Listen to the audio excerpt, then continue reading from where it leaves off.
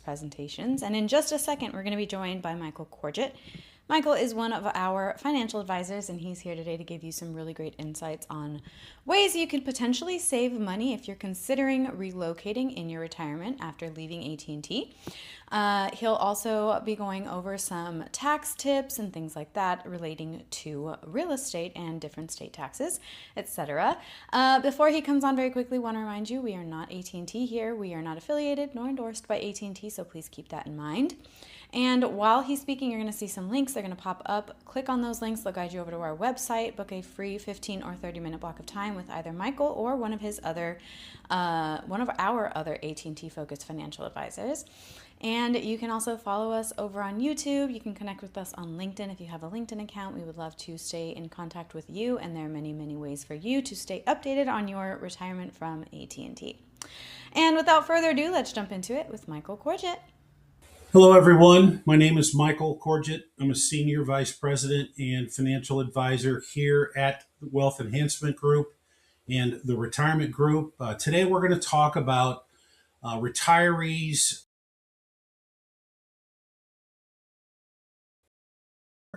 We'll talk about the state income tax rates, which vary dramatically, along with property and sales taxes as well. And then maybe one of the most important, if you still have to pay for health care or health care costs overall, the differences in those costs from state to state. So let's go ahead and dive right in.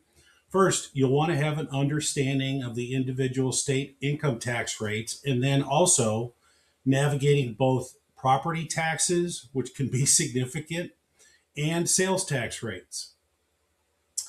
There are several zero income states out there. Tennessee, Florida, Texas, New Hampshire, Washington are just a few. And then some of the highest state income tax rates are states that you might normally think of, like California, New York, and New Jersey. A significant difference. Do you want to pay up to 13% in state income tax rates in the state of California, or potentially move to Florida, which is just as nice, and pay no state income taxes? This graph is just that. It's a graph of the various state income tax rates. Most of the Midwestern states are fairly low. The East and West Coast are typically high, which has always been that way.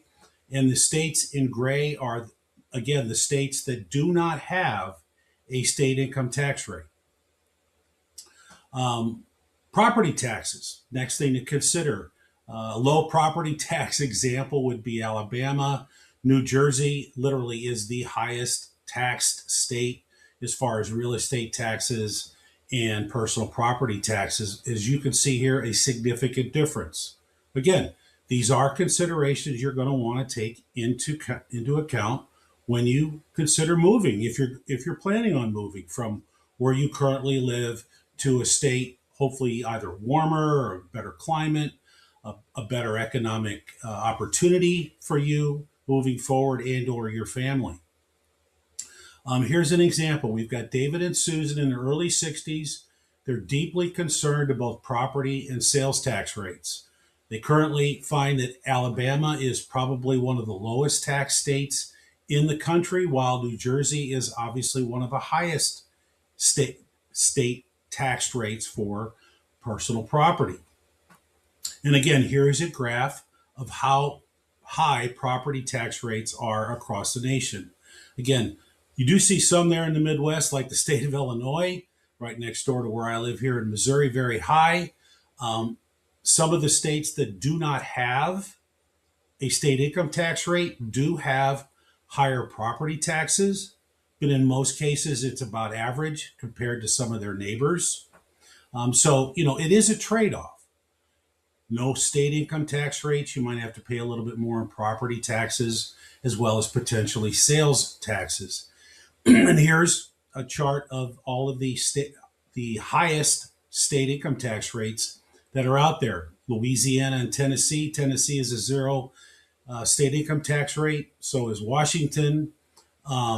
Several of those states obviously already have high state tax rates, along with sales tax rates, which is 10%, even 9 or 8% is significant. because that doesn't include the local and the municipality sales tax rates that are added on top of it. So these rates are going to be even higher depending on where you live in that particular state. Talking about housing costs, this is a big deal. It's a major factor. And then the consideration about considering to retire overseas. I have several clients that have already moved internationally or are planning to move internationally. I personally have learned a lot about this in working with these various clients.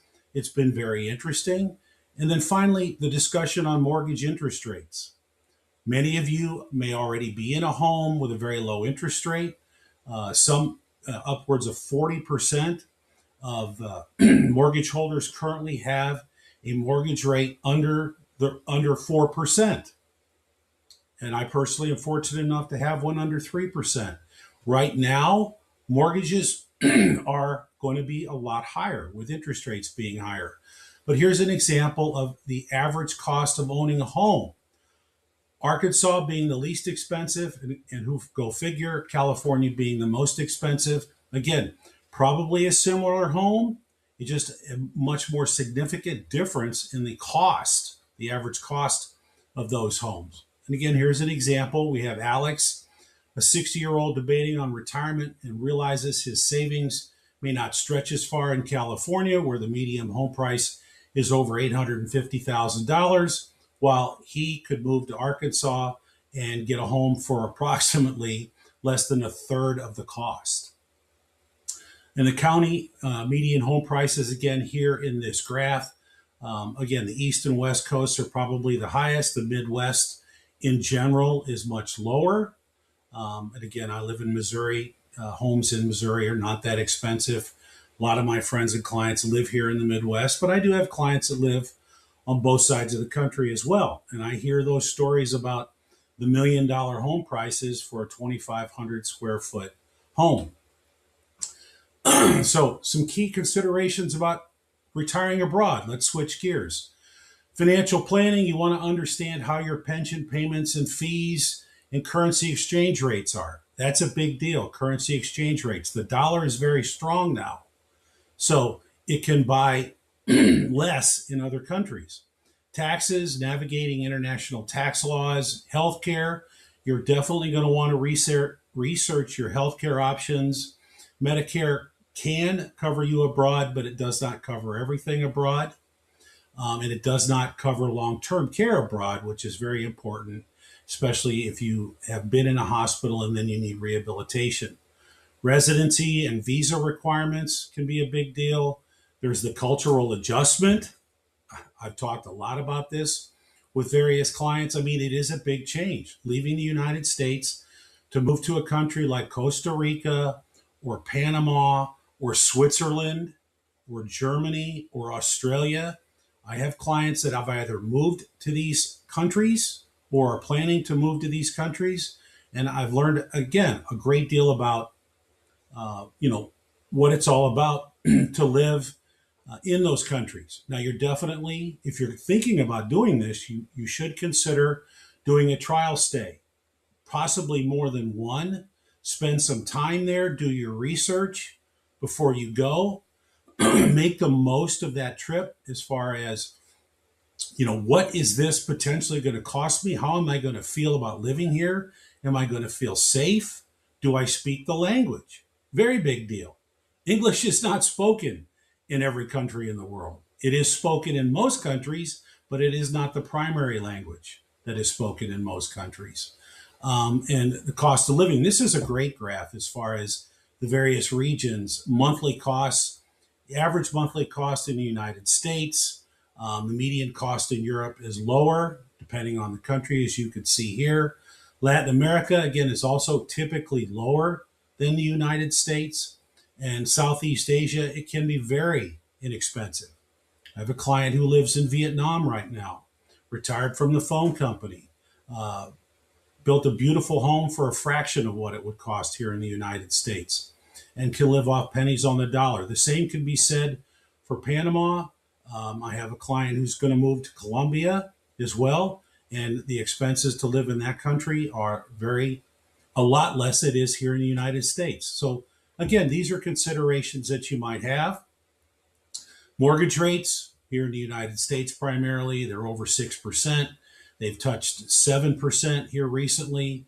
Higher borrowing costs equal higher monthly payments.